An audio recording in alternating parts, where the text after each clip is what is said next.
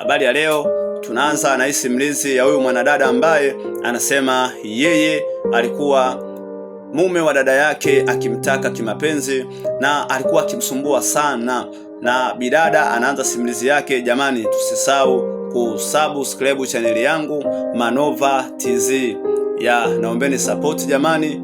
Mungu awabariki. Huyu bidada anasema yeye alikuwa anaishi nyumbani kwao mkoani, na baada ya muda kupita dada yake akampigia simu na kumwambia, mdogo wangu, naomba uje Dar kwa sababu shule ushamaliza, na utakapokuja huku Dar kuna biashara yangu ambayo nimeifungua, biashara ya duka, uje kuisimamia, maana mimi nina biashara zangu zingine, pia kuna vitu ambavyo najihusisha navyo. Kweli bidada anasema na mimi nilikuwa na shauku ya kuja mjini, nikaamua kutoka nyumbani kwetu kuja mpaka Dar, na nikafika kweli nyumbani kwa dada yangu. Nilimkuta yuko dada pamoja na mtoto wake ana miaka 7 akiwa na mume wake. Kiukweli maisha yao yalikuwa ni maisha ya kawaida, sio ya chini sana, pia sio ya juu sana.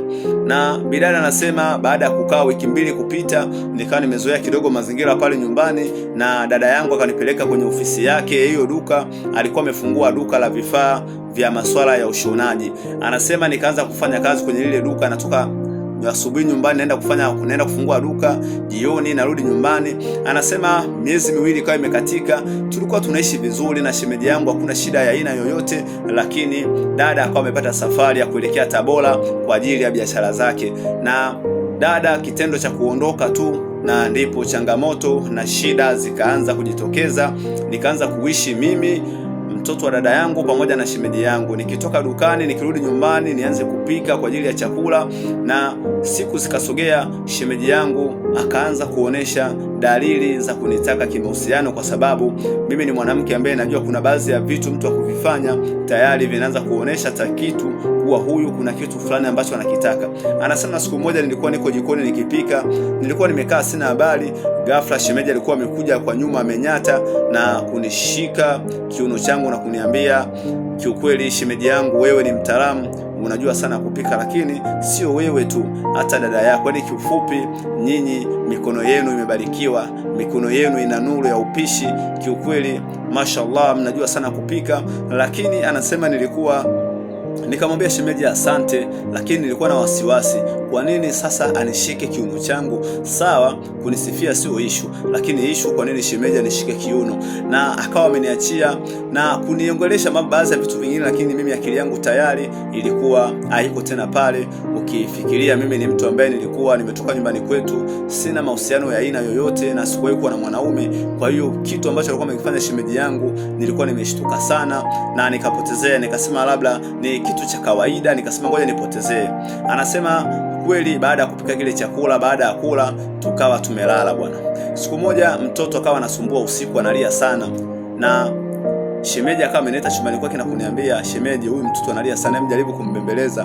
Na baada ya kuongea naye, anasema yule kijana alikuwa na shida, kichwa kilikuwa kinamsumbua, ikabidi niamke usiku na kwenda kutafuta duka la madawa ambalo wanakuwa wanakesha. Nikaenda kununua dawa, baada ya kurudi tukampa dawa mtoto, akawa anaendelea vizuri.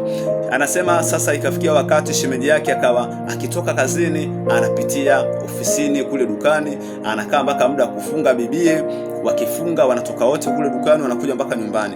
Na shemeji akaanza kuniambia, mara shemeji, unajua kiukweli nyinyi ndani kwenu mko vizuri, dada yako kama unavyomuona ni mzuri, pia toa shemeji yangu ni mzuri, dada yako ameondoka, ana miezi 2 sasa hajarudi mpaka sasa hivi, shemeji yangu, lakini shemeji usiwe na wasiwasi wa kitu chochote, lakini shemeji pale nyumbani tunakaa tu vizuri. Nikamwambia ndio shemeji, hakuna shida. Nikamwambia hakuna shida shemeji yangu. Kanambia kama ukiwa na shida ya aina yoyote shemeji, naomba uniambie. Ukiwa na shida ya pesa, ukitaka nguo, mimi nitakupa, kwa sababu wewe ni shemeji yangu.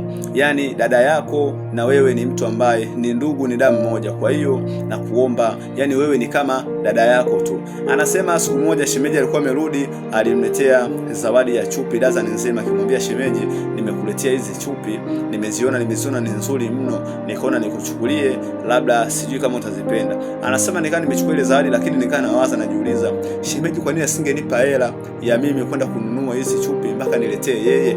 Lakini nikafikiria nikasema labda Huenda ni maisha ambayo pengine kwake yeye akaona kawaida, lakini mimi kwangu nilikuwa nashangaa kikawaida. Shemeji, huwezi ukaenda kununua chupi na kumletea shemeji yako, kwa sababu kimila ya kwetu ni kitu ambacho kiwezekani, ni kitu cha ajabu. Na mwisho wa siku jamaa sasa, baada ya siku tena kusogea, akaanza kumwambia shemeji, kiukweli mimi nakupenda sana, nahitaji kuwa na wewe. Yani wewe, najua unaweza kuwa una hofu juu ya dadako, lakini mimi nakupenda na mimi sihitaji nitoke mbali. Unajua mimi kiukweli mimi ni mwanaume, dada yako amekaa muda mrefu mpaka sasa hivi hajarudi, na mimi sitamani kumchiti dada yako. Ni bora nitembee na wewe kwa sababu nyinyi wote ni damu moja.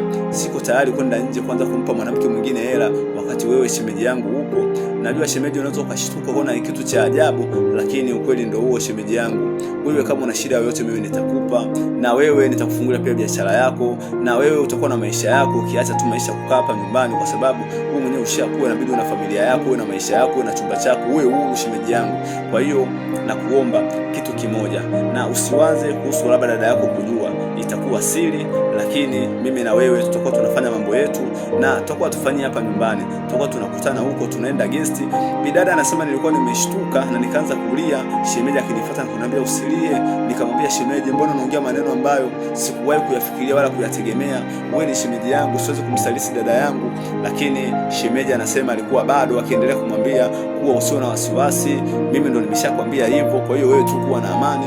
Anasema baada ya kuongea yale maneno, yule jamaa akawa ameondoka, lakini yeye akawa amekaa akiwaza afanye nini. Je, amwambie dada yake au anyamaze? Anasema akawa amepotezea ile issue ya kusema labda ngoja nione, huenda shemeji yangu akabadilika akaachana na maswala. Anasema bado shemeji akawa anamfuata ofisini, wanauli wote nyumbani, mara akiwa anakaa akipika, mfate amshike maziwa. Ikafikia wakati sasa yule akaanza kujisikia vibaya, na akamwambia shemeji, naomba unipe nauli mimi niondoke nyumbani. Na nikaa nimempiga simu mpaka dada yake kumwambia bana dada, mimi nataka niondoke nyumbani, lakini dada alikuwa amenilazimisha usiondoke mpaka nirudi, wewe mdogo wangu, shida nini? Na mimi nikaona nikimwambia dada yangu kuhusu mambo anayofanya mume wake, huenda nikaachanisha ndoa ya watu, ni kitu ambacho akiwezekane na ni vibaya. Kwa hiyo nikaona ni bora niondoke bila dada yangu kujua. Lakini baadaye dada kama nimemeza kuniambia ngoja nirudi mdogo wangu, shida nini? Nikaa nimeendelea kuishi pale. Shemeji akawa akija ananiletea zawadi, shemeji mara ananipa hela. Yani kibaya zaidi, siku moja nilikuwa bafuni naoga, nimekaa sasa. Anasema lile bafu, kwa sababu sisi vile vyumba kila mtu ana chumba na choo chake. Kwa hiyo shemeji alikuwa ameingia chumbani kwangu moja kwa moja, kama ameingia mpaka choo, mimi nilikuwa sijafunga mlango. Kiukweli shemeji alinikuta nikiwa niko mtupu, na shemeji akawa amenikumbatia na kuanza kunipapasa na kuanza kuniambia, kiukweli wewe uko vizuri sana, yani wewe, na maneno yake mabaya, maneno ya kulagai. Na nikaamua kuchukua sabuni ile nikampaka nayo usoni, na nikatoka mpaka nje, nikajifunga kanga, nikaenda nje. Yule kijana akawa ameshtuka kuona dada, kwani kuna shida gani? Nikamwambia hapana, kuna shida yoyote.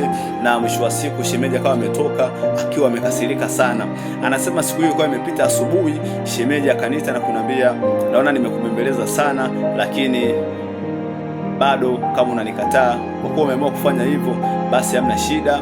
Dada wako akirudi, naomba uondoke hapa nyumbani, kwa sababu sitaki kukaa na wewe, naona unanipa majaribu.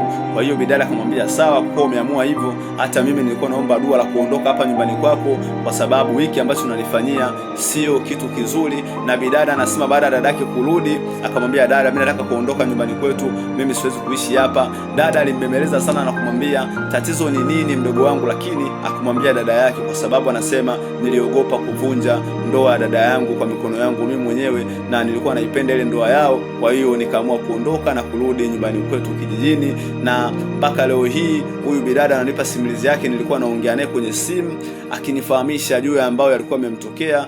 Na mwisho wa siku bidada anasema yuko nyumbani kwako kijijini, anapambana na maisha yake. Anasema jamani, mashemeji wana changamoto. Kuna muda unakuta shemeji, tunaenda kwa ndugu zetu huko mjini, wanatuletea mambo kama haya, vishawishi vya kila aina. Kuna wakati mtu unaweza ukateleza kibinadamu, kajikuta unatembea na shemeji yako, utasema nitembee naye siku ya kwanza, siku ya pili, mwisho ikawa mazoea na kujikuta mnagombana familia kwa familia. Kwa hiyo bidada anamaliza story yake, anasema yeye aliamua kurudi kwao kijijini, na kuliamua kuliacha jiji la Dar likibaki lenyewe na majaribu aliyokutana nayo. Mungu amemnusuru na akaamua kuondoka. Bwana, shukrani sana.